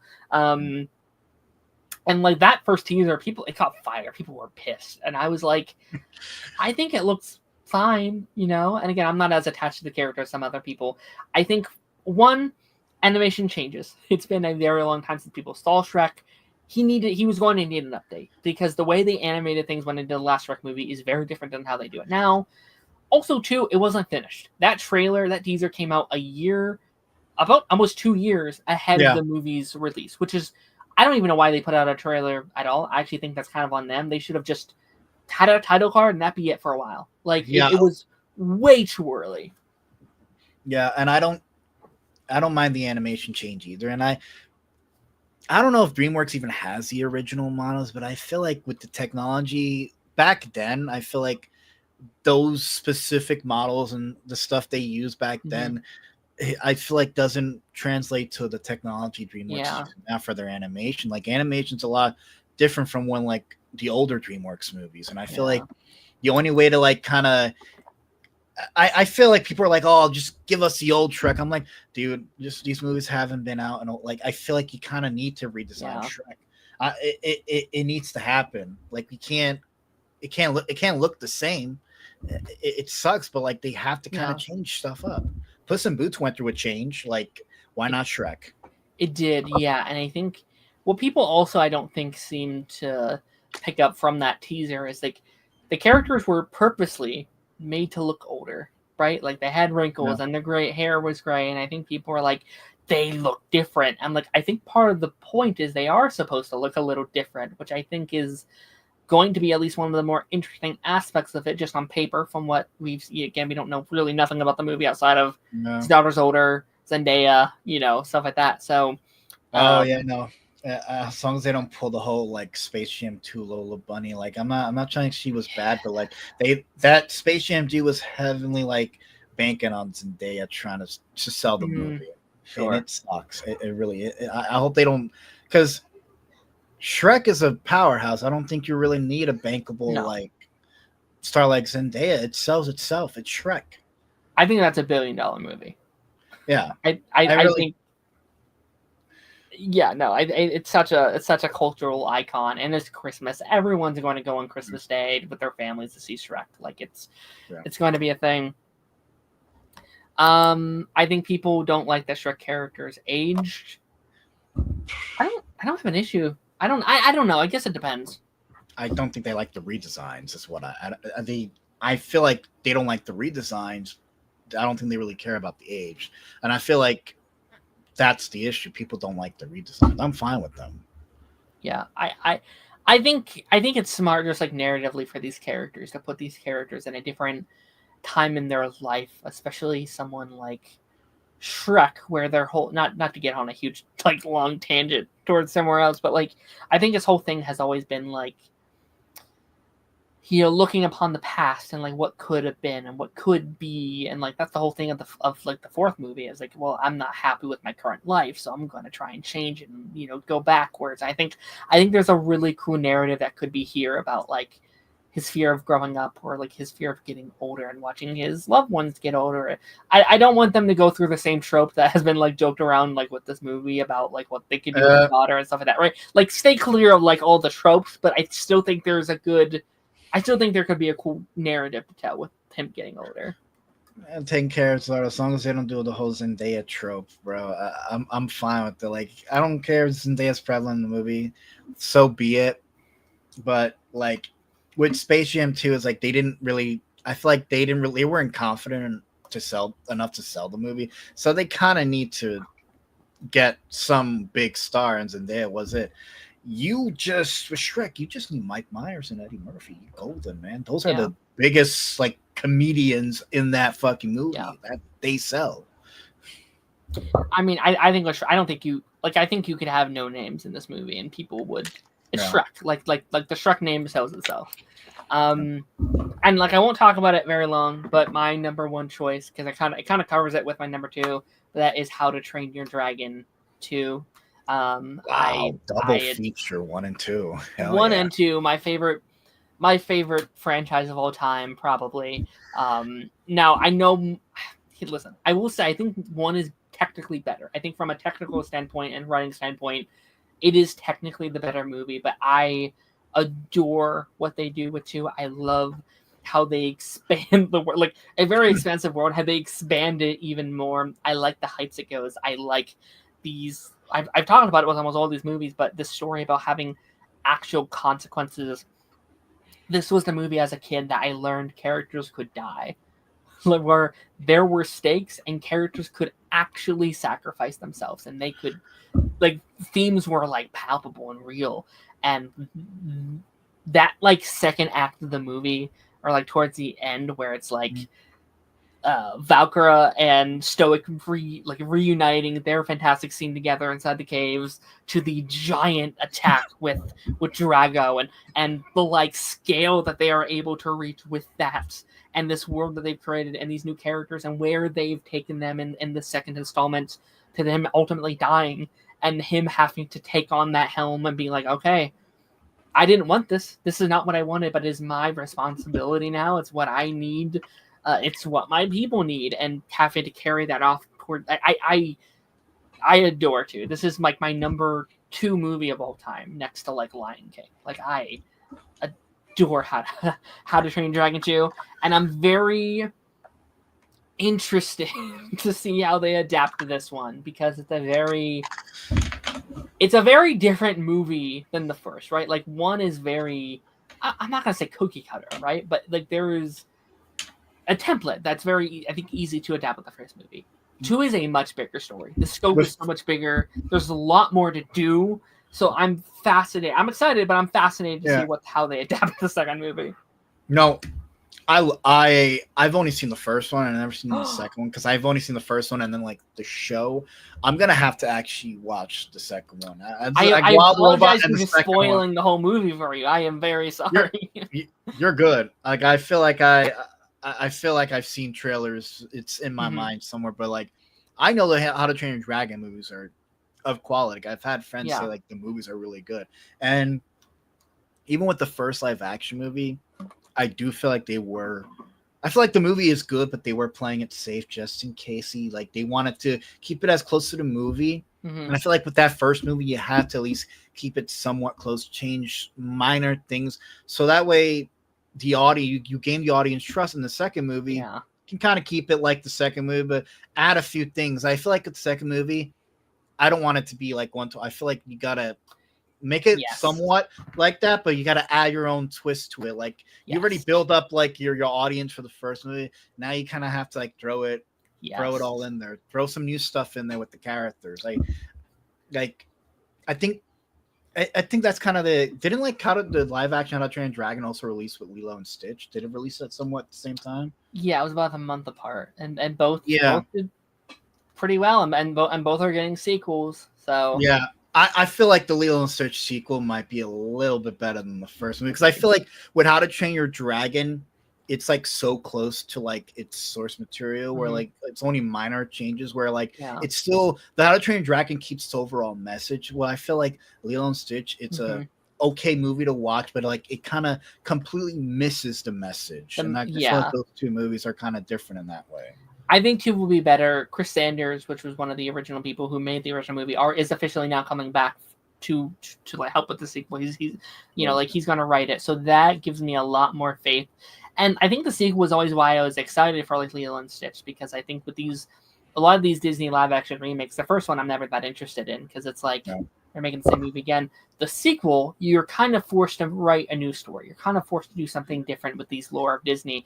I think Lilo and Stitch has a lot of potential in terms of like kind of creating this world. There's so many different experiments and planets and characters and aliens that you can really do anything with that world. Which is why I never like it was originally supposed to be like a Disney Plus movie. I was like, you've lost your damn mind. Like that needs to be on the big screen. I watched it. It looks like a Disney Plus movie. That's the thing about the first Lilo and Stitch. It looks like a Disney Plus movie that had a budget constraint. That's why they weren't. I know there's excuses for why like Gone 2 wasn't, and I get that, but that change came at a cost to your Jumba. I keep calling him Jumba. Yeah, Jumba. But that change came at a cost to your your characters, because like if How to Train Your Dragon can do it faithfully while still retaining its message, that's what I'm saying. Like, and Lilo and Stitch can't even do. I'm like, the second movie has to be a lot better. The second movie has to be a lot better. But here's what I'll say: like, Lilo and Stitch had $100 million budget. Yeah. I think they maybe at this point have reached $1 billion. Like they are one of the only billion. I think if it's not there, it's like about to get, like it's like right on the press. The cast is good. Yes, and I think like that's a lesson that I think Disney's going to be learning in these next couple of years when it comes to Star Wars and Marvel, where it's like, oh, do low budget movies and then we can make that back, because that it was very profitable. Not only did it make $1 billion, but it was $100 million to make. That is dirt cheap for Disney. Like that is a huge win for them. So like we're gonna see a lot more of that stuff, especially when you have these $200-300 million movies that are not making back their profits and they're really kind of fucking them over in the long haul. We're seeing that right now with like Fantastic Four and Thunderbolts as well. So it's like, But yeah, I think with that being said, this kind of leads us to the end of our episode today. Was there any Dreamworks movies that we didn't mention today that you would like as like an honorable mention or just kind of a last minute shout out? Yeah, Shark Tale, pretty good movie. I'm literally on fucking Google right now. You're like Shark Tale, a B movie? Oh no, not a B movie. I never seen Ants. Is it like I only seen Ant Bully? I don't think I've ever actually sat down and watched Ants. It's one of the few I haven't done. Yeah. I freaking love Croods. Shout out to Croods. I saw Croods on here. I never seen Croods, so it popped up. I'm like, yeah, it looks okay. Over the Hedge, very old movie. Over the Hedge, classic, yeah. DreamWorks movie, but it is really fucking funny. It is really funny. I mean, I'll just give it a shout out since I mentioned the other. How to Train Dragon 3 is also a good movie. It's not as good as the other two. But... You got 3 Train Dragon movies in here. I love it. It is a downgrade for me, but I still do ultimately love it. It's like Kung Fu Panda 1, 2, and 3 are pretty good, man. They are also Kung Fu Panda 1 actually would probably be my like next down, because I do think that movie's incredible. But with that being said, Ramen, thank you so much for joining me today. It was an absolute pleasure. For anyone that maybe wants to see more of you, where can people find you? Where are you located? Anything you want to shout out or promo? You can find me at the McDonald's. No. Actually, no. Don't. You can find me on my channel, Ramen Retro. And you can also find me on TikTok on Ramen. I make TikToks about cartoons, TV shows, movies. And I guess you can find me on Twitter, RamenRetro1. Thank you, straight up. Thank you for having me on this thing. I had a lot of fun. Incredible, man. No, thank you so much. I've been wanting to get you on for like a solo episode because I thought we could have a lot of very good conversations. Of course, I would love to have you back at some point. It's been an absolute pleasure. So go ahead and make sure you follow his stuff. His channel should be linked in the title. His @ should be in the title. So just click that right there, and I'll try to link his TikToks and stuff as well. We gotta do another Ben 10 stream. That'd be fun, man. Yep, definitely, absolutely. Sub promo on our side of things this week. Actually, we have a bonus pipeline this week, ladies and gentlemen. On Saturday, we are going to be doing our 150th episode. We're going to be doing part 3 of ranking every show I've ever seen. We are adding like 50 shows from that we didn't add last year, so that should be very fun.